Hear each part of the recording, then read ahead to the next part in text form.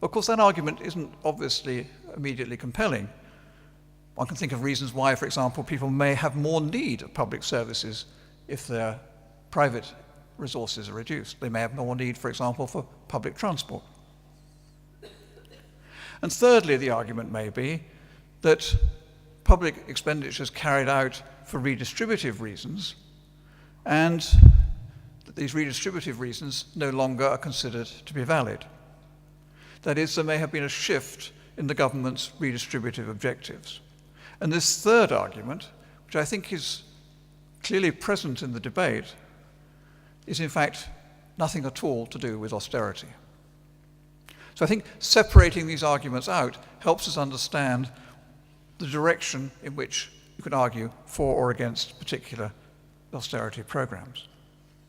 But it is all classical, utility-based welfare economics, and as such is open to many of the objections that Amartya has raised in The Idea of Justice and in his other writing.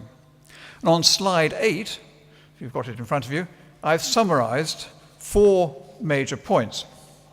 As I said at the beginning, I run the risk of Amartya jumping up and saying, no, I did not say that.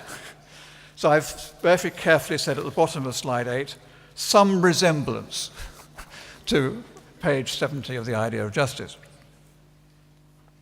What I'm going to do now, and this gives you a plan for the rest of the lecture, is to take these 4 points and consider how they would modify how we should think about the issues of austerity.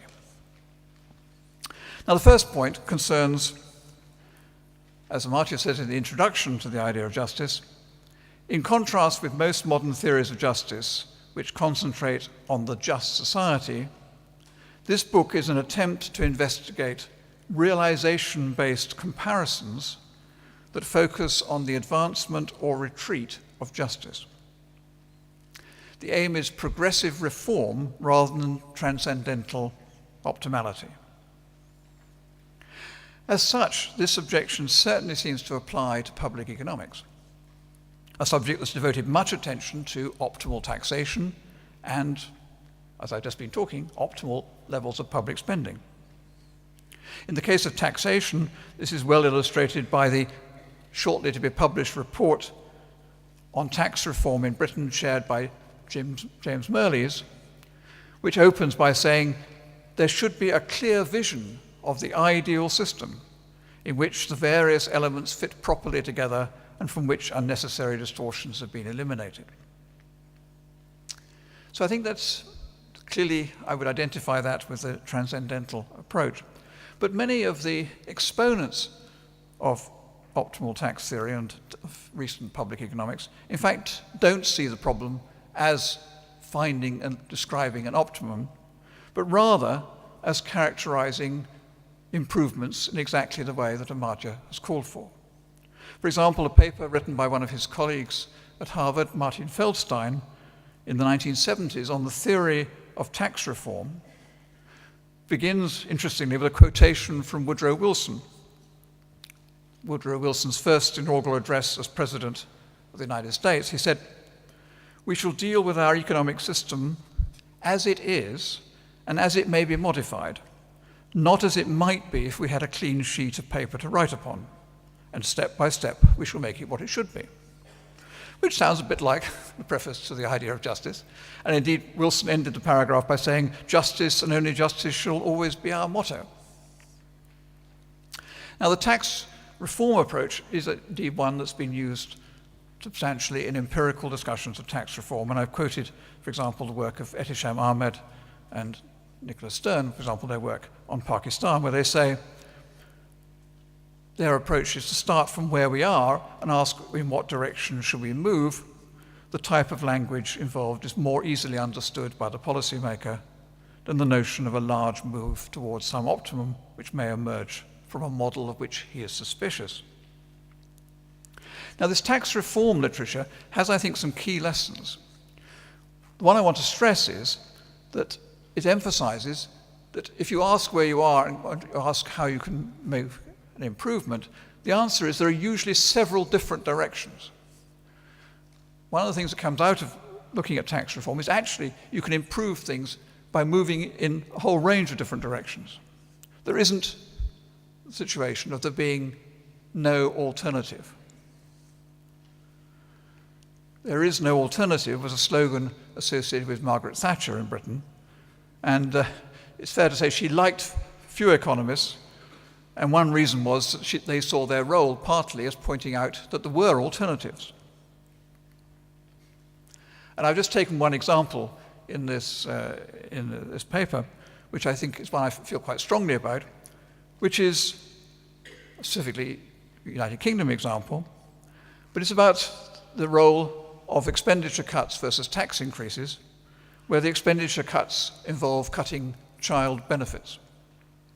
And as the slide, which I would have shown you graphically, shows that both of those could contribute to meeting the target of reducing the deficit. There is in fact a range of possibilities between putting it all on cutting child benefit and putting it all on increasing taxes on everyone. All of those are ways of meeting the budgetary objectives, and we have to make choices between them. There has to be a reasoned case for the particular austerity program that we choose. Now, a standard welfare economic analysis of that particular choice would say, well, of course, it depends on what weight you put on families with children as opposed to families without children.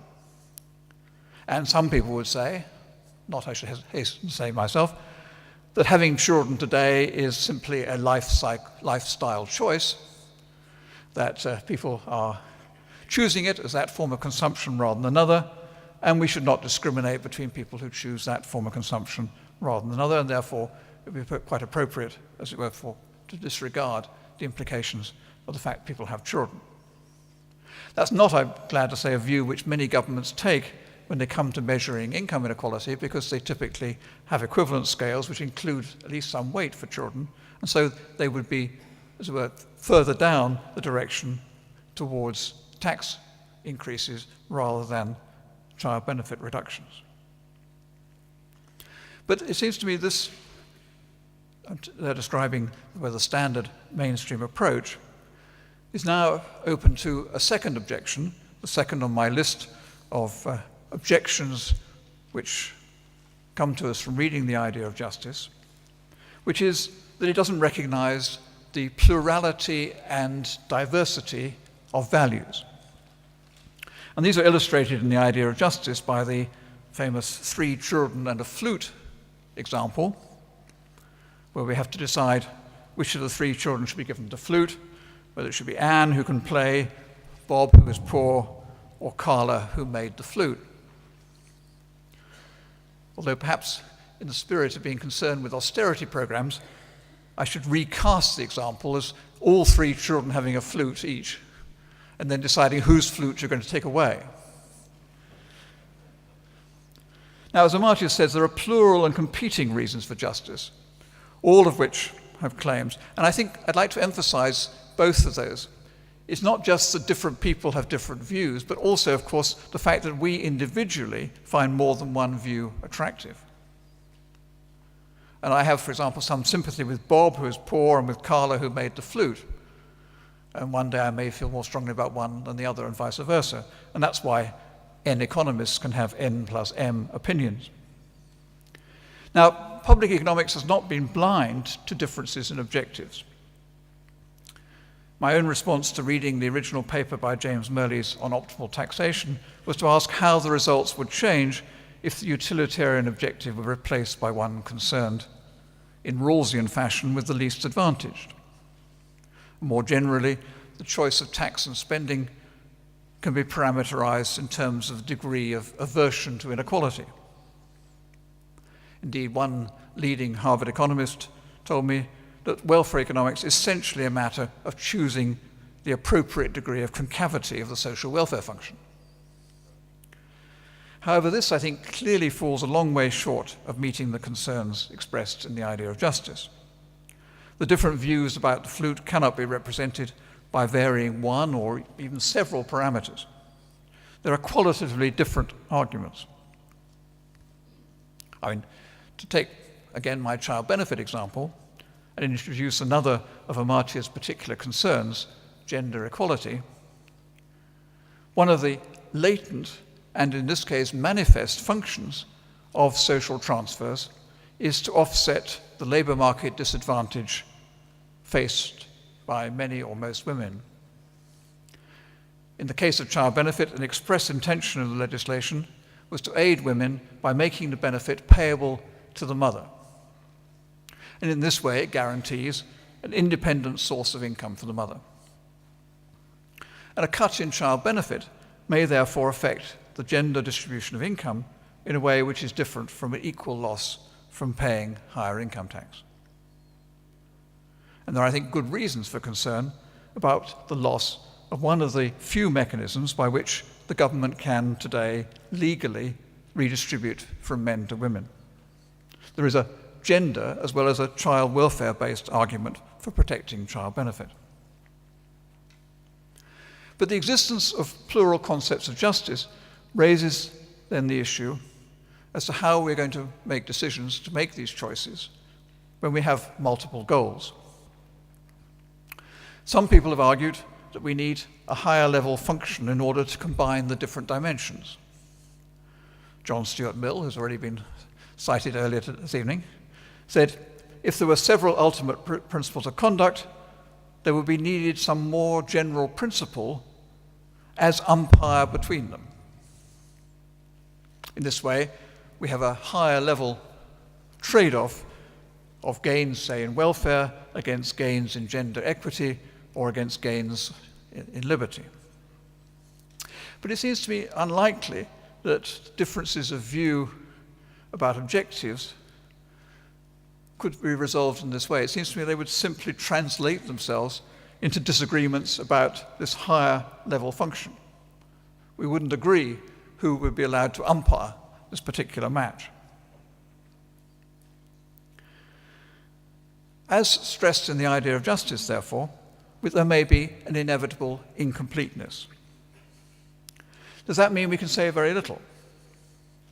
Are we reduced, in the phrase of Bernard Williams, to a position of a rueful spectator of political change which is itself powered by forces which either have nothing to do with values at all or else express value claims more exclusive than the pluralist himself would admit? In part, the situation is eased if we focus, as I've already said public economics has tended to do, and as Amartya strongly urged, on seeking directions of reform rather than full optimality. It may be easier to identify some directions of movement, and as I said, there may well be several directions which are potentially improvements, that some of them dominate the status quo, or at least are preferred by several different criteria. Nonetheless, we may have to live with incompleteness. And here I'd like just to refer to something I'd forgotten that Amartya had written, but I went back and reread in his book on ethics and economics, where he drew a distinction between economics originating in moral sciences, philosophy, and economics originating in engineering and mathematics. Now, in the case of public economics, I think I'd like to add also originating in law. Despite the President's aversion to that subject, public economics does have a long history. In many countries, public finance is indeed taught in law faculties. And there is, it seems to be, an interesting and not much discussed difference between the way that lawyers argue and the way in which modern economists with mathematical training tend to argue. In mathematics, an argument is, speaking crudely, either true or false. A proof is decisive, leaving aside obvious problems. In law, few arguments are completely conclusive. A lawyer typically may produce several arguments supporting a case, each of which adds to the probability that the case can be proven, but none of which is individually decisive.